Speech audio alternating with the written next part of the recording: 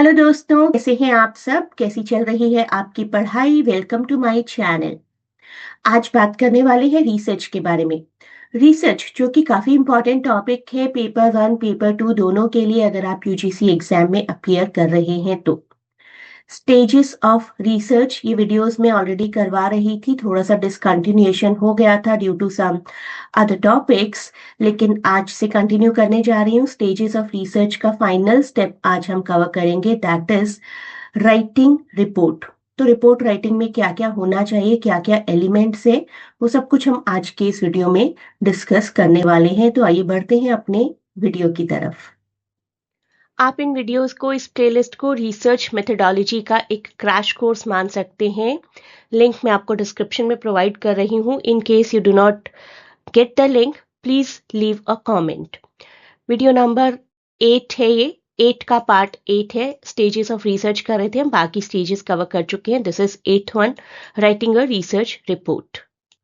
देखिए, जब हम सारी रिसर्च कर चुके हैं किसी भी टॉपिक से रिलेटेड, चाहे वो क्वांटिटेटिव है चाहे वो क्वालिटेटिव है, बाद में एक रिपोर्ट प्रिपेयर करना तो ज़रूरी है ना कि आखिर हमने किया क्या था। सिर्फ रिसर्च कर कर सिर्फ नॉलेज ग्रैब करके छोड़ तो नहीं सकते।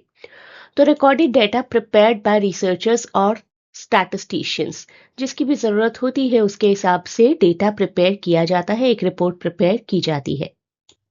अब देखिए, ऑब्जेक्टिव क्या हुआ हमारी रिसर्च का? एक परमानेंट रिकॉर्ड मिल जाता है जो कुछ भी हमने स्टडी किया है, right. Today why do we know कि शेक्सपियर के 154 सोनेट्स हैं? क्योंकि वो एक परमानेंट रिकॉर्ड है। नॉलेज इंक्रीज होती है, नॉलेज फ्यूचर रिसर्चर्स के लिए यूजफुल होती है। जो कुछ भी हमने फाइंड आउट किया उसका एक वैलिडेशन है अपने आप में, and we can use it as a validity purposes in future. Communication के काम आता है फ्यूचर में।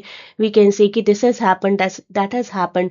जो कुछ भी आज तक हुआ है इस दुनिया में, फैक्चुअल रिप्रेजेंटेशन जिस भी चीज की है, that is the outcome of some or the other research, कुछ ऑफिशियल कुछ अनऑफिशियल।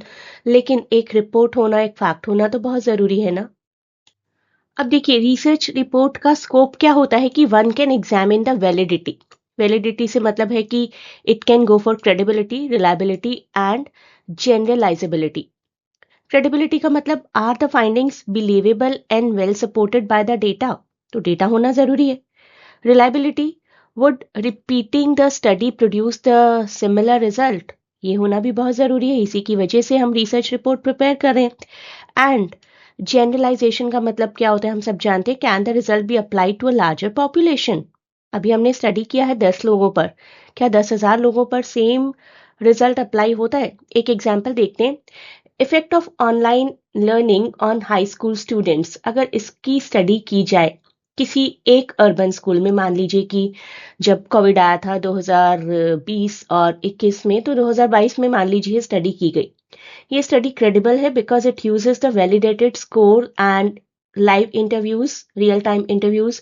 रिलायबल है क्योंकि सेम स्कूल में अगर रिपीट किया जाए तो it is going to provide the similar results. However, generalizability को थोड़ा सा हम डाउट कर सकते हैं यहाँ पर इस केस में, क्योंकि सिर्फ एक स्कूल में कंडक्ट किया गया।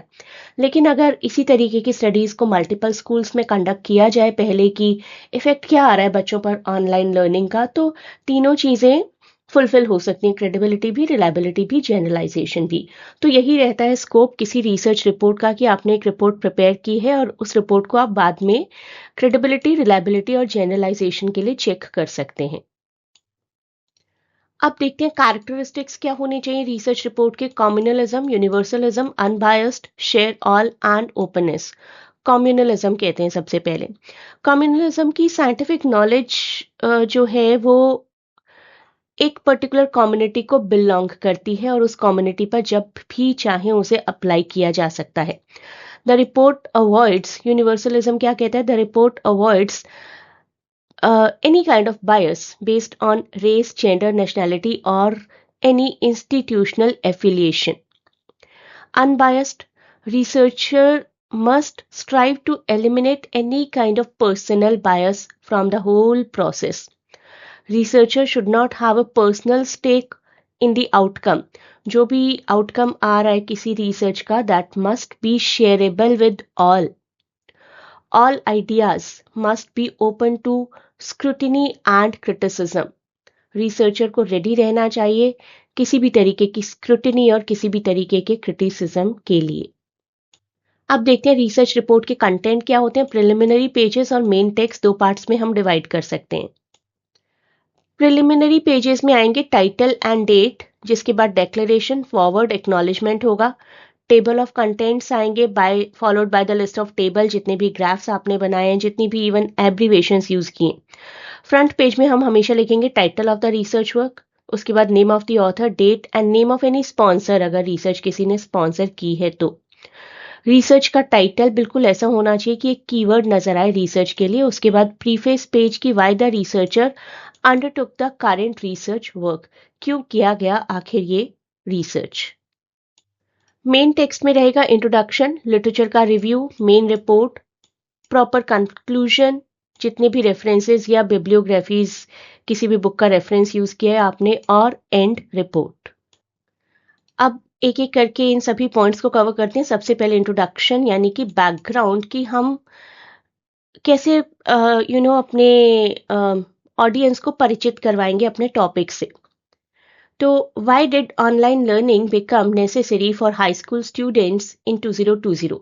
तो हमने इंट्रोड्यूस करवा दिया कि किस तरीके से एक शिफ्ट आया ड्यूरिंग कोविड-19 और कैसे हमारी रिसर्च का एम है कि ऑनलाइन लर्निंग नेसेसरी क्यों बन गई है।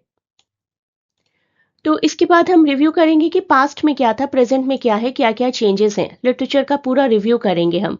तो इस तरीके की स्टडी शो कर सकती है mix result, improved result, even decrease result, कि ऑनलाइन लर्निंग ने आखिर किया क्या है, इम्प्रूव किया है, डिग्रेड किया है, या फिर कोई खास फर्क नहीं आया है।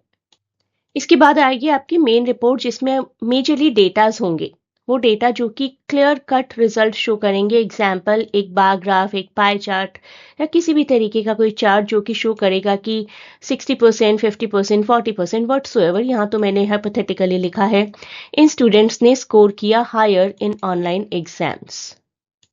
सारी फाइंडिंग्स को समराइज किया जाएगा। Example, the study concludes online learning slightly improved academic performance. तो शॉर्ट में बस आप एक समराइज कर देंगे अपनी पूरी रिपोर्ट को। उसके बाद आप सभी आर्टिकल्स की बात करेंगे, सभी बुक्स की, सभी वेबसाइट्स की, जो कि आपने अपनी रिसर्च में इस्तेमाल की। एंड रिपोर्ट में सारा रॉ डेटा आएगा, सारे सर्वे फॉर्म, सारी एक्स्ट्रा डिटेल्स जो कि मेन रिपोर्ट में नहीं थी। For example, survey questioners main report में आपका रिजल्ट आता है, लेकिन क्वेश्चनर्स आपने किस तरीके से प्रिपेयर किए, कब कब कैसे कैसे फीडबैक लिया, that will be the end report. तो रिसर्च रिपोर्ट बहुत ही ज़रूरी एलिमेंट है। ये एक तरीके का आई ओपनर है पूरे वर्क को जज करने के लिए।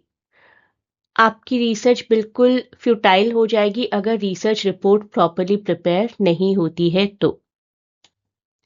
आई होप ये वीडियो आपके लिए हेल्पफुल रहा है। आप में से कोई भी एक्सटर्नल स्टूडेंट है अगर मेरी एकेडमी का पार्ट नहीं है and want to join my classes, they can connect me through WhatsApp और टेलीग्राम।